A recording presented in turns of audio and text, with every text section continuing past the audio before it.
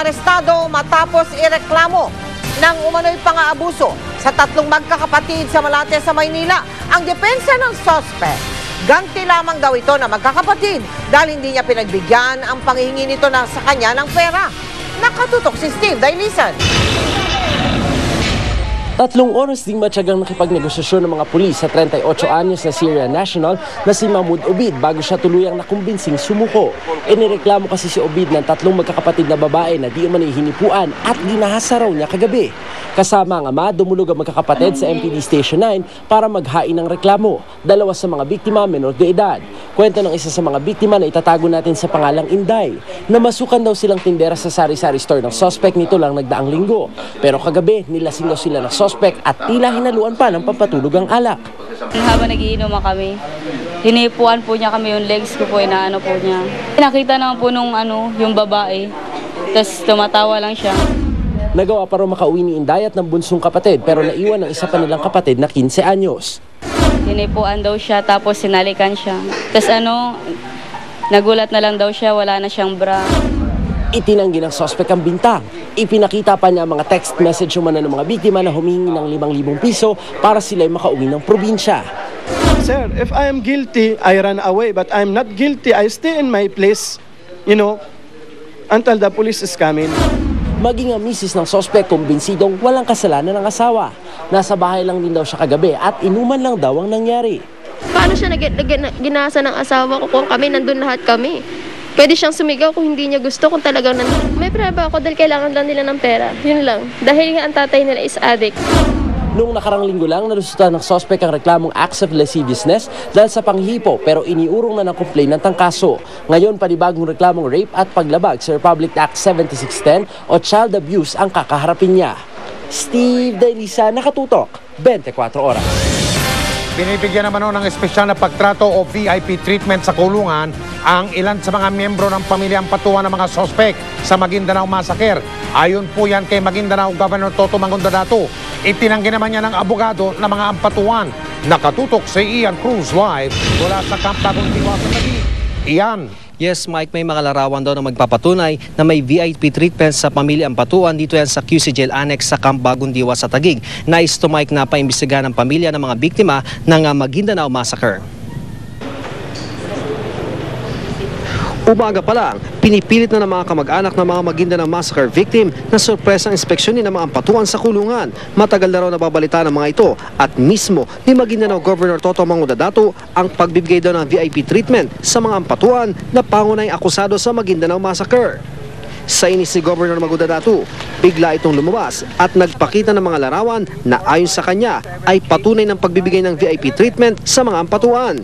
Ayaw sabihin ng Mangudadato kung sino ang kumuha ng mga larawan. Ayaw din niya sabihin kung kailan kuha ang mga larawan. Sa isang larawan, makikita raw si Andal Ampatuan Sr. sa labas ng selda kasama ang asawa nito at nasa ground floor ng QC Jail Annex. Sa ilang litrato na pinakita niya, patunay daw na pinapayagan ng BJMP na makapasok ang maraming bisita ni Ampatuan Sr.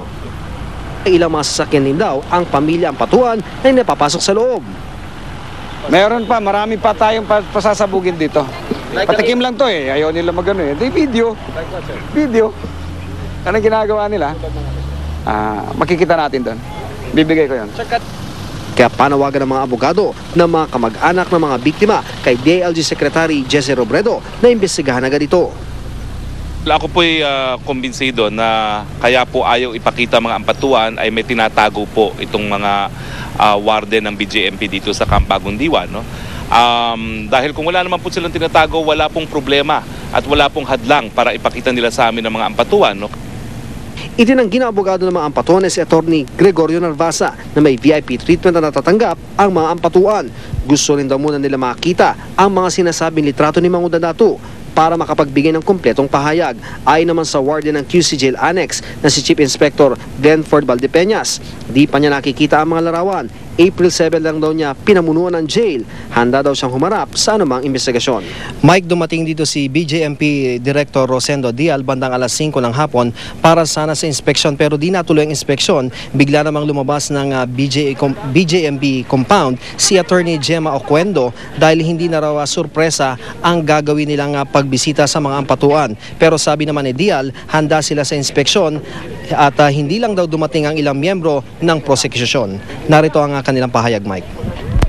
Kung ganito rin lang naman ang sitwasyon na papalurin ka pa kung saan at marami pang wag na. So, niyaya namin siya, ituloy na lang namin para makita niya rin talaga yung kanilang mga aligasyon. And ayaw na rin niya kasi she's just representing one sector daw. Mike, ayon nga kay General Dial, anytime daw ay pwedeng mag-inspeksyon ng mga abogado ng proseksyon at basta kinakailangan lang daw, Mike, ay mag-coordinate sila sa BJMP. At yan muna ang pinaka-latest mula rito sa Camp Bagong Diwa. Balik sa iyo, Mike. Iyan, kahit na may ganyang puha na, video ba yan o litrato? Larawan ito, Mike, Larawan. na binigay sa atin ni Toto Mangudato, Mike, ni Governor. Meron bang balak gawing aksyon yung mga otoridad ng BJMP ngayon at may ganyan larawan na? Mike, ang binabanggit sa atin ni General Dial ay wala naman daw sila nakikita nga masama doon sa mga larawan sapagkat itong mga larawan daw na ito, Mike, ay kuha naman doon sa loob ng premises nitong BJMP, partikular nga itong QC Jail Annex, Mike. Maraming salamat, Ian Cruz.